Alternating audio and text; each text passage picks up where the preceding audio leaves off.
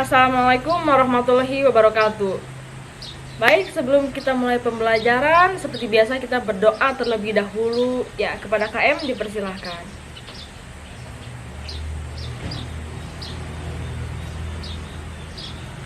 Amin, terima kasih. Ibu habisan dulu ya. Apa ada yang tidak hadir lagi? Isma sudah hadir? Ya, alhamdulillah. Isma sudah hadir, jadi hadir semua ya hari ini. Baik, terima kasih.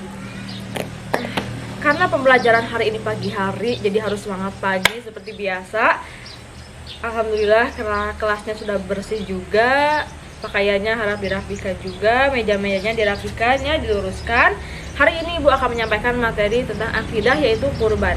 Kurban menambah kepedulian terhadap umat.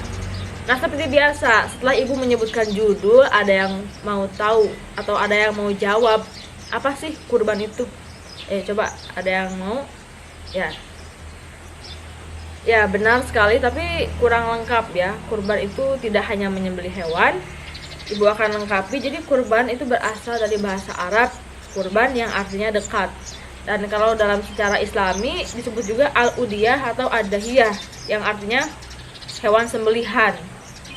Dan ketika kita menyembelih hewan dalam rangka kurban itu ada waktunya, yaitu yang disembelih pada hari raya Idul Adha dan hari-hari tasyrik sebagai bentuk takarrub kita kepada Allah atau mendekatkan diri ya. Jadi tidak setiap hari kalau kita menyembelih hewan itu kita kurban, enggak, tapi ada waktu-waktu tertentu.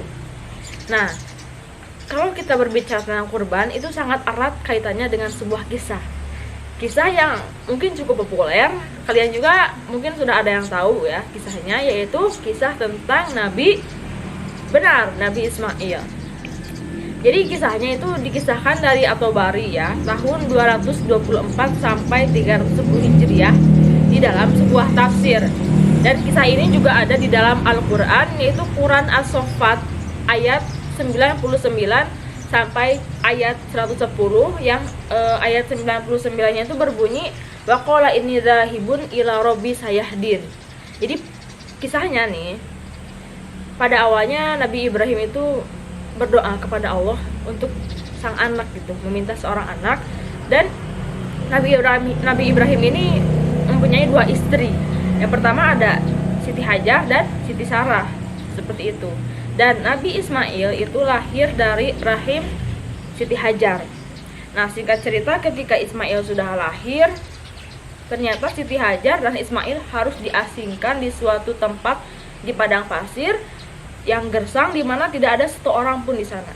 Jadi mereka pertama yang hidup bertempat tinggal di sana, seperti itu. Dan hal itu pun dilakukan Nabi Ibrahim dan ditinggalkan gitu. Jadi setelah menyimpan mereka, ditinggalkan. Nah, seperti biasa Nabi Ibrahim melanjutkan kehidupannya sehari-hari. Nah, suatu hari Nabi Ibrahim bermimpi. Nah, di dalam mimpinya Nabi Ibrahim diperintahkan oleh Allah untuk menyembelih Ismail.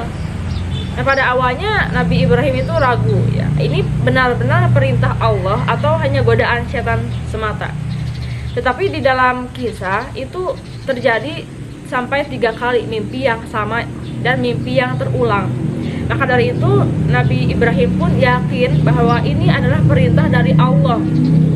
Tetapi di balik keyakinannya itu pasti ada rasa takutnya dalam artian seorang bapak nih, kebayangkan harus menyembelih anak gitu, anaknya tuh dibunuh gitu, seperti itu. Tapi karena Nabi Ibrahim ya seorang nabi ya, maka itu harus dilaksanakan. Nah, lalu Nabi Ibrahim itu meminta pendapat anaknya Ismail bagaimana, dan kalian tahu apa jawaban Ismail? Ismail siap, sangat siap dan tidak takut sedikit pun, dan yakin bahwa itu perintah Allah maka harus dilaksanakan. Dan Nabi Ismail pun sadar bahwa ayahnya seorang nabi, jadi ya perintah-perintahnya harus dilaksanakan. Oke, jadi tiba pada harinya Nabi Ibrahim mengajak Ismail ke suatu tempat bukit ya, ke bukit. Nah, selama di perjalanan itu Nabi Ibrahim digoda oleh setan agar penyembelihan itu tidak terjadi. Tetapi dengan keteguhan Ibrahim, keteguhan Ismail, itu tetap terjadi. ketika sampai di tempatnya, Nabi Ibrahim membaringkan Ismail. Lalu Ismail itu kayak request gitu bahwa goloknya atau pisaunya itu harus ditajamkan agar meringankan proses sembelihannya. Itu kebayang ya, kalian bisa bayangkan bagaimana sih suasana seorang ayah menyembelih anak gitu. Dan itu terjadi. Nah, ketika Nabi Ibrahim sudah megang golok dan itu goloknya udah di leher gitu ya, maka Allah itu langsung seketika menggantikan Nabi Ismail itu dengan kambing, dengan sebuah kambing yang gemuk, yang hasilnya Ismail tidak jadi disembelih karena Allah telah menggantikan. Seperti itu. Nah, jadi di dalam kisah ini kita dapat mengambil sebuah pesan moral atau hikmah bahwa ketika Allah menyuruh kita sesuatu itu pasti ada sebab-musababnya dan bukan sesuatu hal yang sia-sia.